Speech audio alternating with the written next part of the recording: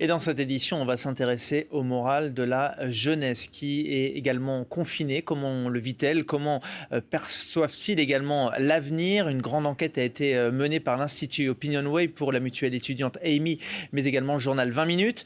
C'est une enquête destinée aux 18-30 ans et on y apprend que près de 3 quarts dépriment à cause du confinement. Et ce baromètre, Anaïs Anquet, révèle bien d'autres informations très intéressantes. Et justement, on va la regarder ensemble, cette étude.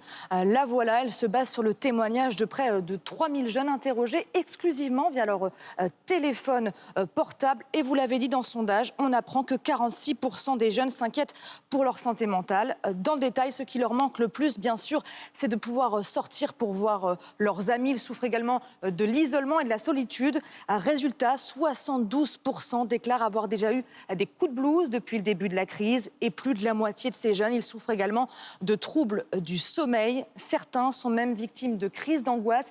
C'est en tout cas ce qu'ont déclaré 24% des jeunes interrogés. Et forcément, cela a des conséquences sur leur santé et leurs habitudes. Et oui, on apprend dans le sondage que certains ont pris de mauvaises habitudes pour soulager l'isolement et l'angoisse du confinement. Par exemple, 18% des sondés avouent avoir augmenté leur consommation d'alcool alors qu'ils ne sortent plus de chez eux. Même chose pour les fumeurs. 14% d'entre eux fument plus aujourd'hui qu'avant le confinement. Autant de mauvaises habitudes qui vont être difficiles à perdre après la crise.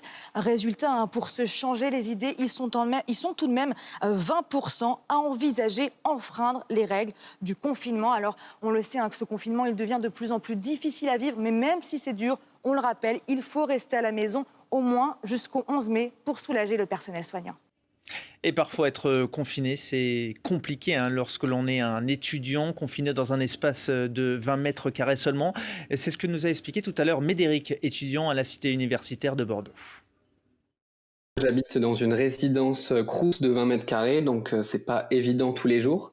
C'est pas évident parce que d'habitude on va à la bibliothèque, on sort, on a des activités physiques, on a des activités culturelles. Alors moi j'ai la chance d'être en télétravail pendant mon stage, donc j'ai cela, mais certains de mes camarades n'ont pas forcément cette chance d'être en télétravail. Ils ont vu leur stage arrêté, leur stage annulé ou tout simplement reporté. Mais effectivement j'ai beaucoup d'amis qui ont des petits boulots et qui donc ne peuvent pas travailler et donc ont forcément moins de ressources. Et donc, c'est pas évident. C'est vraiment pas évident. J'ai des amis qui sont un peu en galère. Et on va rejoindre en duplex David Delfoli. Bonjour, vous êtes professeur à Sciences Po à Lille. On vient d'entendre les résultats de cette grande enquête, également le point de vue d'un étudiant. On voudrait connaître également le point de vue d'un professeur. Comment se passe pour vous justement ce confinement ? Bonjour. Alors, je viens de découvrir avec vous les résultats de cette enquête et en fait, elle ne m'étonne pas du tout parce que c'est les constats que du côté enseignant on fait aussi en ce moment. Alors, avec, comme votre sondage le montre bien, une très grande disparité et diversité des situations. Effectivement, beaucoup d'anxiété de manière générale de la part des étudiants, mais avec des situations qui sont très extrêmes et qui renforcent toutes les inégalités d'ailleurs, entre ceux qui sont confinés seuls, ceux, et c'est la majorité d'après ce que l'on sait, qui sont rentrés chez leurs parents, mais dans des conditions de vie qui sont parfois très différentes. Que quand vous êtes confiné avec vos parents dans une grande maison avec du terrain et que vous êtes confiné dans un appartement où vous êtes à plusieurs, où vous êtes obligé de prendre en charge des frères, des sœurs, que vous êtes confronté parfois à la tension qu'il peut y avoir dans un foyer où vivent beaucoup de personnes. Vous faites souvent l'allusion dans vos reportages à l'augmentation des violences conjugales, la consommation d'alcool. Et donc on a finalement en ce moment pour les étudiants une diversité de situations qui est très forte, mais surtout une très grande explosion des inégalités d'apprentissage entre nos étudiants au-delà de l'anxiété. Et puis il y a un point que je voudrais souligner qui est particulièrement criant chez des jeunes de cet âge-là, c'est que au-delà des mesures de continuité pédagogique qui sont mises en place,